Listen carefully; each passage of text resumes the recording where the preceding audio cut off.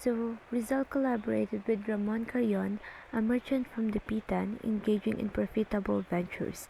So these ventures included fishing, copra or dried coconut, and hemp industries.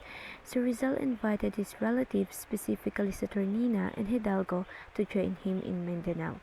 So the hemp industry stood out as Rizal's most successful business endeavor in Dapitan. So if you don't know what is hemp, hemp was a valuable commodity used for rope and other textiles.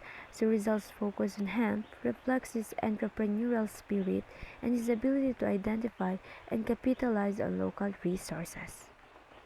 And now let's proceed to Rizal's inventive ability. So during his exile, Rizal invented a wooden machine for making bricks. So this machine could produce approximately 6,000 bricks. And also write the Miritero, a poem which is in English My Retreat, which is requested by his mother. So the content of this poem reflects his serene life as an exile in Dapitan. So in critical acclaim, literary critics have praised it as one of the Rizal's best works.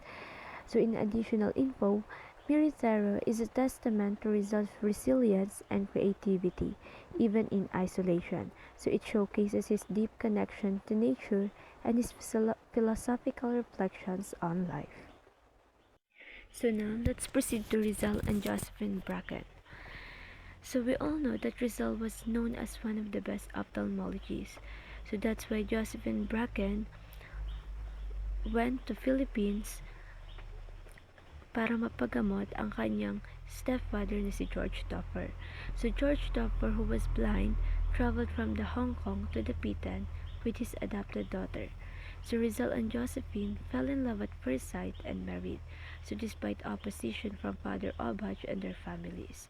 So in early 1896, Josephine became pregnant, but she prematurely gave birth to an 8-month-old baby, which they named it Francisco, so who lived for only 3 hours. So in addition, Josephine Bracken's relationship with Rizal was controversial due to her young age and the circumstances of their meeting. The loss of their child added to the emotional challenges they faced. And now let's proceed to the last part, Rizal and the Katipunan. So the Katipunan is a secret revolutionary society was founded on July 7, 1892. So the revolution initiated by the Katipunan started in Manila in 1896. So Dr. P. Valenzuela along with Raimundo Mata, a blind man, visited Rizal in Dapitan. So their purpose of visit was to inform Rizal of the Katipunan's plan to launch a revolution for freedom. So Rizal objected to Andres Bonifacius' audacious project, foreseeing that it would lead the country into a bloody revolution. So the Katipunan sought independence from Spanish colonial rule through armed struggle.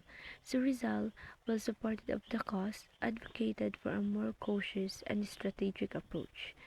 So here is the Rizal's reasons for premature revolution. So Rizal believed that the people were not yet ready for a revolution. He argued that arms and funds must first be collected before initiating a revolt. So Rizal refused to escape because he had given his word of honor to the Spanish authorities and did not want to break it. So Rizal's stance reflects his commitment to integrity and his belief in the importance of proper preparation and popular support for a successful revolution. So here is the Rizal's attempts to end of exile.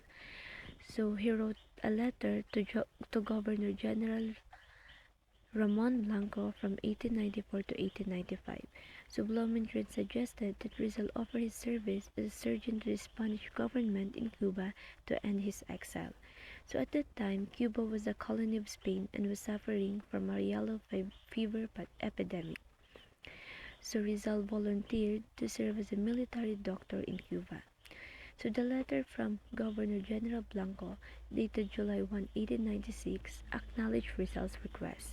So Rizal's decision to volunteer as a doctor in Cuba was driven by his desire to serve humanity and potentially regain his freedom. So his expertise in medicine and willingness to help those in need demonstrated his compassionate nature. Thank you for listening.